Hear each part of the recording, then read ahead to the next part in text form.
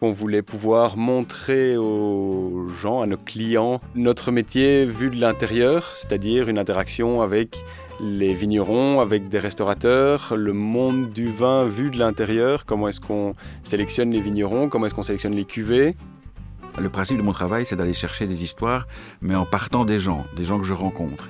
J'ai appris énormément en faisant ce livre.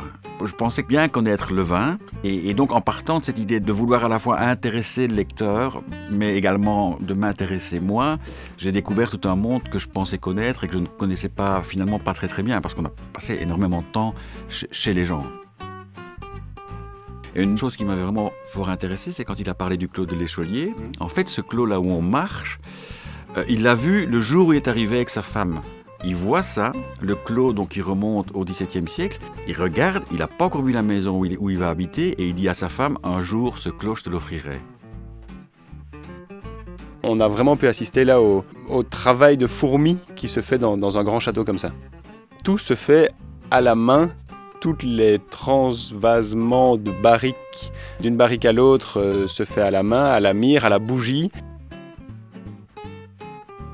On partage depuis une trentaine d'années une certaine complicité avec Dominique Méneret et avec le domaine de Courtaillac. Sans doute la découverte des vignes les plus impressionnantes. On se promène là-dedans dans des 4x4, c'est vraiment, on se croirait presque au fin fond de l'Afrique aussi sur un safari. C'était très impressionnant de parcourir dans les vignes sur ces espèces de galets roulés dont j'avais déjà entendu parler. Vraiment, découvrir ça sur place, c'est quelque chose de dingue. Une vigneronne assez brute de décoffrage, assez vraie, qui nous parle de ses vignes, qui nous parle de sa relation avec son père, de ce qu'elle a voulu, elle, mettre en place, les vendanges en verre, ce genre de choses-là.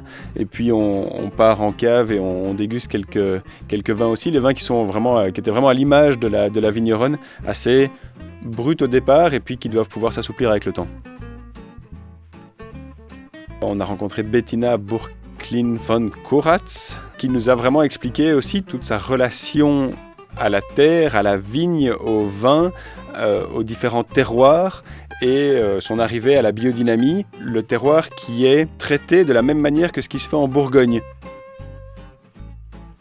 On est là, on a rencontré René Muret et puis ses enfants, Véronique et Thomas. Tour des vignes, grande dégustation. Et là, de nouveau, un contact peut-être encore plus familial. Moi, je les connais depuis toujours. J'ai commencé à travailler là, à tailler les vignes. Là, mon père m'envoyait là-bas quand j'étais passage pendant les vacances pour tailler les vignes. Et vraiment aussi un contact très privilégié avec eux et vraiment un contact très familial. C'est un livre vraiment complet avec des cartes. Donc il y a à la fois un côté très humain, il y a un côté très pratique, il y a un côté très informatif. Donc je pense effectivement que c'est une découverte d'un monde par ceux qui savent.